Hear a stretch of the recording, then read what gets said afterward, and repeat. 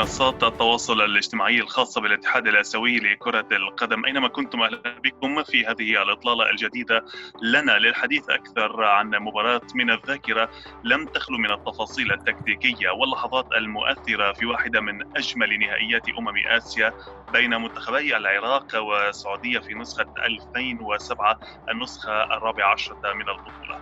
أنا محمد جرادي، يسعدني أن أكون معكم برفقة زميلي روشن راي لنتعرف منه أكثر عن ذلك اليوم الرائع بدقائقه 90. مرحبا روشن. نلتقي عبر خدمة الإنترنت بسبب فيروس كورونا والحجر. Hey Mohammed, great to see you again after such a long time. And yeah, as you mentioned, we're going to be looking back at the Asian Cup final in 2007 between Iraq and Saudi Arabia, where Iraq created a bit of history there, winning their first ever continental title on the international stage. And it was such an unlikely story as well, but a wonderful one. And we're going to take this opportunity to just have a look back at their run in the competition, at Saudi Arabia's run in the competition as well, towards the final, where they came up against each other in what turned out to be a fantastic game of football between those two sides. بطبيعة الحال روشن كما تفضلت، كانت نسخة مميزة بتاريخ الكرة الآسيوية، كانت باستضافة 4 دول هي إندونيسيا، ماليزيا، تايلاند وفيتنام، بمشاركة 16 منتخبا. العراق أعاد العرب يومها إلى منصات التتويج في البطولة بعدما غاب عنها منذ العام 96 حين توجد للمرة الأخيرة على مستوى الدول العربية المنتخب السعودي. فكانت بالمناسبة أول نسخة تقام في الأعوام المفردة كي لا تتعارض مع البطولات الكبرى. يومها العراق كان في المجموعة الأولى كما نعلم جميعا، كان إلى جانب تايلاند، أستراليا وعمان. أما السعودية فكانت في المجموعة الرابعة مع البحرين، إندونيسيا وكوريا الجنوبية. لا شك أن نسخة 2007 وعدتنا بمنتخبات نارية ووفت بوعدها. هل توافقني روشن؟ It was promising with very great national teams, and it was very aggressive in that edition. Yeah, you know, I caught exactly what you were saying there. You were talking about the 4 host nations in Southeast Asia. You know, it was such a big deal here, you know, in this part of the world, in Southeast Asia. Of course, let's remember we're doing this remotely as well. I'm in Singapore, you're over in Lebanon, and you know, in the situation that we are worldwide, we have to do this remotely. So, you know, it can be a little bit tricky at times in those situations. But going back to the competition, I mean, those 4 host nations out here in Southeast Asia, an opportunity for these countries, fans in these countries, to see some of the, you know, best footballers in Asia representing their nations and seeing them up close and in the flesh. And it was a really good sort of reminder of the levels that these players are playing at when what you're coming up against. And I think on the positive aspect, you know, for 3 of those 4 sides, they were at least able to pick up a win. You know, you're talking about Indonesia, Thailand, Vietnam picking up at least a win in the groups. And of course, Vietnam going into the quarterfinals, you know, a wonderful accomplishment for that side and for that nation. I was actually working with their coach at the time, Alfred Riedel, was working with him recently at the 2019 AFC Asian Cup. And he was telling me about his experiences there with the side coming up against teams from the Middle East. And in that quarterfinal against Iraq, he just spoke of how there was so much fight, so much spirit and desire in that Iraqi side, and they could play as well. And joining us today to deliver his insight into what turned out to be a very successful campaign for Iraq is one of Asia's finest midfielders and man of the match of that final, Nashat Akram. Thanks, Nashat, for joining us. Now, we're going to dive straight into our first question here. You only had Jovan Vieira in charge for about 2 months or so leading up to that competition. How much of an impact did he have on the Iraqi side at the Asian Cup? You know, I said to Mr. Jovan Vieira, I told him, you are the godfather for the Iraqi national team, for the Iraqi football.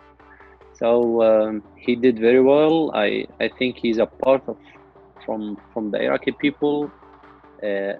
Everyone here in Iraq, they love him a lot, and especially the players as well. Until now, we are in touch with him. Before, like a week ago, I was contacting him, and we were in touch together. So what we did in 2007 was really amazing for me and for the players, and especially for the Iraqi people. You know, And want to get a perspective from the inside, from a player in the squad. What were the preparations like leading up to the Asian Cup with such a limited time to get ready for a big competition? Yeah, sure. Our preparation was really poor. If you compare between Iraq and the other teams like Japan or Saudi Arabia or Iran or South Korea or the rest of the teams in the tournament, was really poor. But this team, the team won the 2007. They're a really good team. We started from under 17. We won the Asia Cup it was in Iran 2000. We play in the World Cup. We play in Athens. We 2004. We believe in ourselves. We are really good players, but what we miss the good preparation, good people, how they lead the team to be champion, to be in the World Cup. I have to be honest with you, in that time we don't believe we're gonna win the Asian Cup, but we fight. That time we played the West Asia in Jordan. I think we reached the semi-final or the final. We play against Iran. I don't know. I don't remember. But that time, after the West Asia, we went to the South Korea. We played 2 friendly games, and that 2 friendly game was really bad situation for the Iraqi teams. We played against South Korea. We were really bad in that game. We lost 3-0, and it was a very bad game for all the players. We did nothing in the game, and the South Korea, they did everything. And we had big fight between each other, between the players to the people who worked with the Iraqi association. The preparation was really bad. And after the game, we had a meeting with Mr. Jorvan Vieira, and he talked to the player. We clear everything, and when Mr. Jorvan Vieira he finished his speech, and I asked Mr. Jorvan Vieira, me and Yunus, we asked him to sit together the players, and we need to clear everything, because in that time was fight to each other, especially after the 2 friendly games. And we had a meeting together, and we speech, and we clear everything, and we said we need to go to the tournament to play good. Our target, honestly, was not to be the champion, because it's not easy to be the champion in 2007.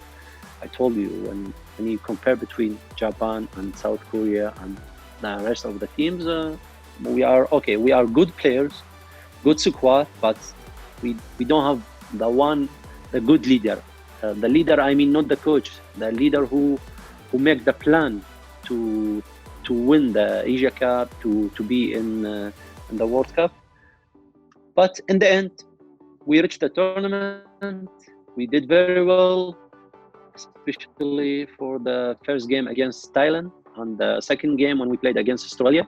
So at that time, we believe we can go far from this tournament. It's interesting that you mentioned some of the other big sides in Asia, likes of Japan, the likes of Korea Republic in there, even Iran, Saudi Arabia, sides that are more accustomed to having good preparation and being in that stage of the competition, and perhaps more favorites of winning it. So with that in mind, and with that limited preparation, what was the strategy for the competition overall? What was the game plan in those matches? You mean the strategy from the Iraqi association, or from the from Jorvan Vieira, and for the team going into games? Yeah, I told you, he did very well. He read all the teams. He read all the teams who gonna play against him. We play against Thailand, and we knew it was a really tough game, because it was the first game against, like, I think 60,000 people was in the stadium. It's better because I'm an experienced player, and we have a lot of players that are experienced. The first game, we don't need to lose the first game. Try to fight, try to at least to get 1 point. After, you think about the next game, and this is what we won that time. we draw against Thailand, and let me say we were happy to got the 1 point, because Thailand was really good team in that time, 2007. Especially they play home with the crowd. So the strategy for the next game, he read the Australian team already, and we had many video to see where's the weakness and where is the strength to the Australia team. I have to be honestly, the Australia team was really good team. They have a lot of good players. They play in England, they play in Europe. So if you compare between Iraq and in Australia, but at that time we believe in ourselves, and we reached the game and we did very well. I scored 1 goal by chance. Was the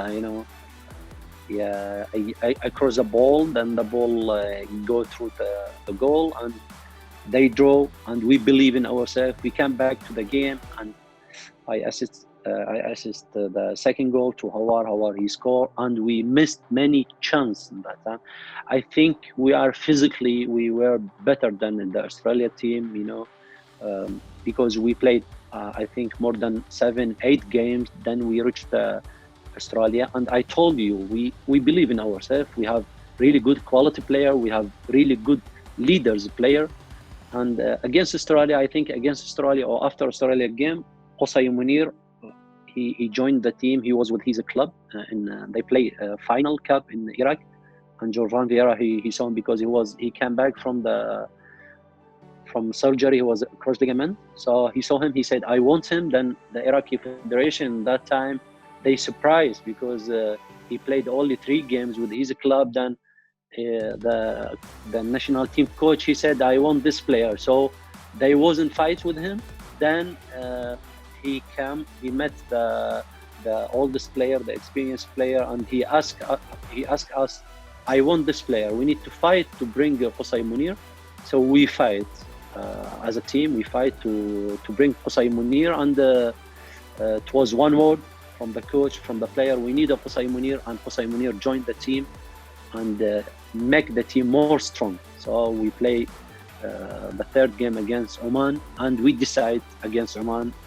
Jorvan Vieira decide, so we can get the 1 point, so we can go the first position. So if we got the first position, so we will stay in Thailand. We don't need to move, because it was in 4 countries. So this is, make you more tired. So we decided to stay. How we need to at least to get 1 point against Oman. Oman, really good team. At that time, Oman, they was already out, but we played, and was strategy in the game. Mr. Jorvan Vieira, it takes time to explain, but I have to explain. This is the first time they asked me for this. Mr. Jorvan Vieira, he said, "I know they will play with you man to man, especially with me. They play with you man to man because you are the key for the team to build up from the back to put the ball in the forward. So they will play against you man to man. So if I leave you play free, so our team will die. So I have strategy. I will change your position. When I change your position, so you will take the man to take him outside. So make it clear for the rest of players so they can play.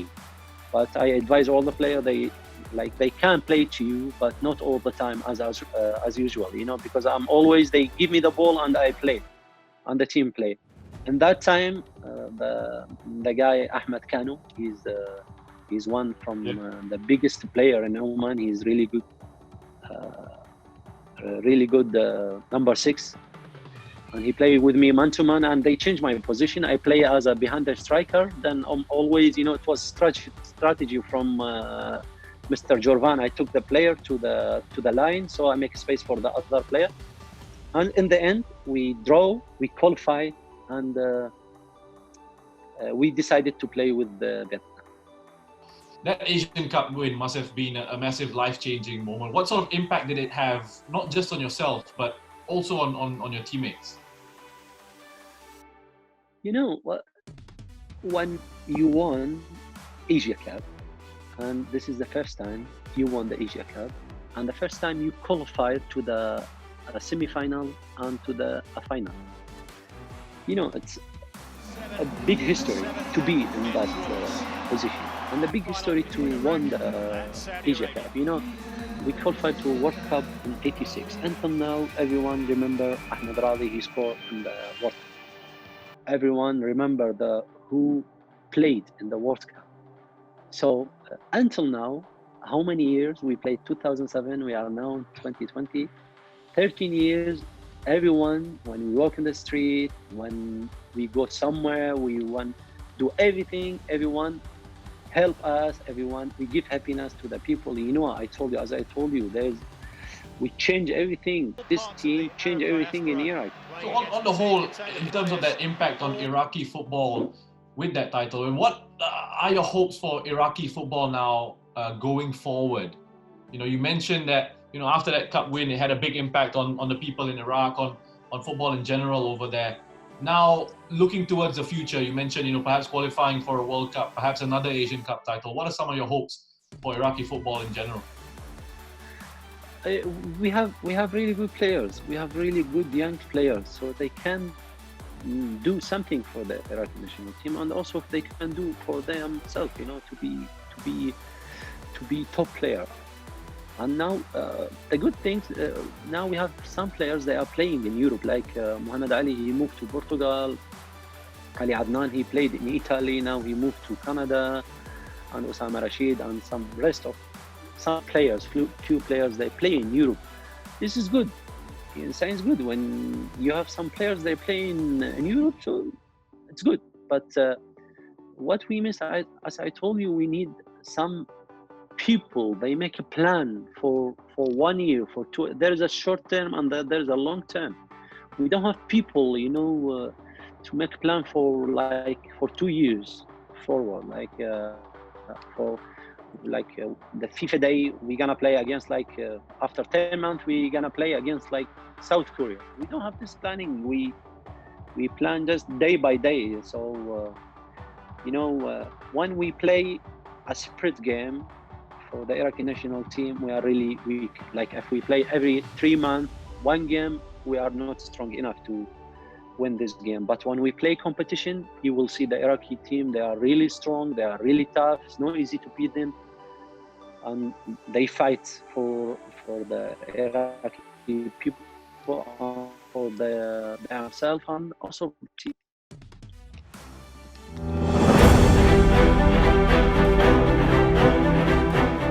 Was some gift from players to their community, to their people in 2007 because of some circumstances that was surrounding the atmosphere in Iraq.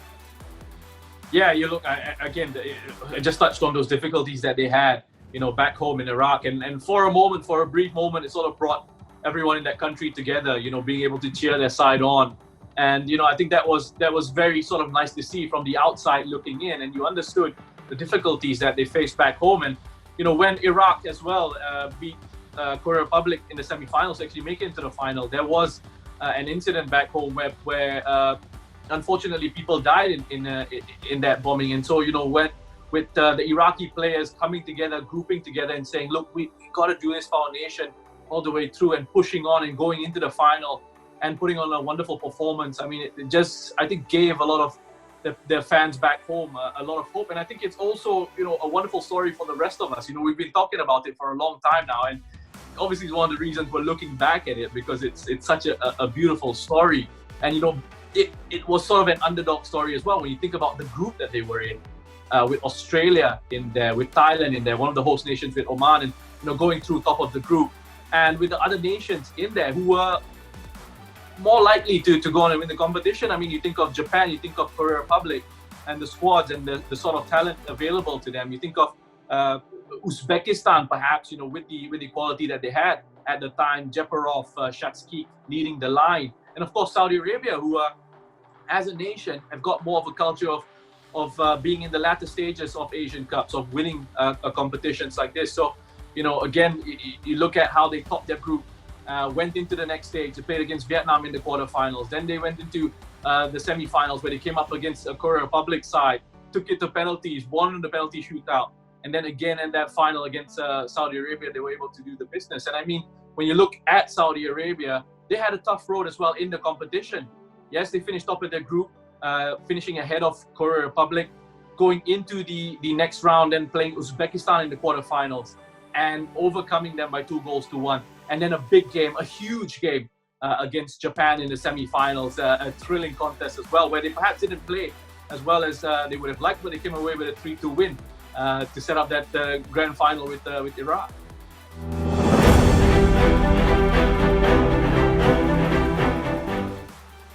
شك روشان، وكما تعلم أنه اثنين من اللاعبين في رحلة المنتخبين العراقي والسعودي، من الناحية السعودية ياسر القحطاني، من الناحية العراقية نجم المنتخب في حينها وأحد أساطير المنتخب العراقي بتاريخ الكرة العراقية يونس محمود، كان لهم الأثر البليغ والعميق في رحلة منتخبي بلادهما في تلك النسخة. هي قائمة الهدافين يومها تربع عليها في نهاية البطولة ب4 أهداف كل من يونس محمود وياسر القحطاني وأيضا الياباني نوهيرة تاكاهارا مع 4 إصابات، إلا أنه في الأخير نال يونس محمود جائزة أفضل لاعب في البطولة. يومها نشرت أكرم كان أفضل لاعب في النهائي. لا شك أنه تأثير كبير كان ودور كبير ليونس محمود وياسر القحطاني في رحلة كل من المنتخبين إلى النهائي. Big impact for each of Yasser Qahtani and Yunus Mahmoud in the trip of their national teams. Yeah, I mean, we have to mention those two, and you know, both of them were finishing at the competition as joint top scorers. Both ended the competition with 4 goals. It was Yunus Mahmoud with the winner for Iraq in that final. Yasser Al-Qahtani, when you looked at him in that game, he was really trying to get things going for his side in an attacking sense, and his goals were so important for them throughout the competition, all opening goals, helping the side to get a result and pulling them through with some wonderful performances, just playing in that role just behind the main striker, just trying to link the midfield to attack, and you know, getting himself on the score sheet as well, and you know, scoring an important goal against Japan, and just trying to lead the side from the front in that final. Unfortunately, the service into him in that game wasn't quite good enough. They couldn't find him in the right areas, and Iraq were very good at, you know, identifying when he did receive the ball, were very quick to get bodies around him, quick to shut off those passing lanes and those passing angles. And when you just look at Iraq overall, and yes, Yunus Mahmoud was the target man for them, leading the line for them, and he led the line incredibly well throughout the competition as well. Just how they work together as a unit. You know, look back at the game and you pick up a few things in there, just how they were on top of Saudi Arabia almost all the way through. They started off the game at a really quick tempo, very nice and direct going forward. And when you look at the left-hand side, Basim Abbas, who was getting forward from a left fullback position. You had Hawa Mullah at times switching flanks with Mahdi Karim. Mahdi Karim causing issues with his ability in those one-on-ones. Hawa Mullah with great delivery from those set-piece situations. And that's where Iraq got their goal from, with the deep corner kick from Hawa Mullah. Al-Musalem came out, completely misjudged that. And, you know, Yunus Mahmoud was able to get his head on that to put it in the back of the net. But there were some outstanding performances. You know, as individuals, we talk about Iraq's physicality in that competition, but they could play, and they could play as well. Nashal Akram in central midfield, dictating the tempo. And I thought another player who was outstanding in that final was KSA Munir, just beside him, shutting down opposition spaces, closing down the opposition, and then distributing it so well. He was so composed on the ball in central midfield. If you get the chance out there, if you're watching this, go back and watch the final and have a look at KSA Munir's performance in the center of the park there, and, you know, Jassim Karar as well. So, you know, the names just roll off the tongue here. Wonderful performances, and of course, led by Yunus Mahmoud, who was the tournament's MVP in the end. الأحوال روشان، من الجميل أن نستذكر مباراة كهذه في بطولة كانت مميزة كتلك مباراة العراق والسعودية، للذاكرة فعلا بكل نجومها وحماستها والمعاني التي استخلصناها منها في رحلة العراق تحديدا، حتى في رحلة المنتخب السعودي، المنتخب الدائم التألق في مسيرة آسيا. استمتعت بلقائك ولو عبر الإنترنت بسبب ظروف كورونا. روشن راي زميلي. مشاهدينا الكرام متابعينا، يمكنكم التفضل بزيارة موقعنا ومتابعة حتى هذه الفقرة الخاصة بمباراة من الذاكرة للمنتخبين السعودي والعراقي عبر منصات التواصل الاجتماعي الخاصة بالاتحاد الآسيوي التي تظهر على الشاشة الآن. شكرا لمتابعتكم، استأنسنا وإياكم، نراكم من جديد في مناسبة ثانية على أمل اللقاء مباشرة روشن في الملاعب مجددا. شكرا and thank you for having you on internet for this specific time. We will meet inshallah live face to face in stadiums for Asia always. Thanks, Mohammed. Take care. Enjoy this with you, and I hope you enjoy watching this. I'll look back at the 2007 Asian Cup final. إلى اللقاء.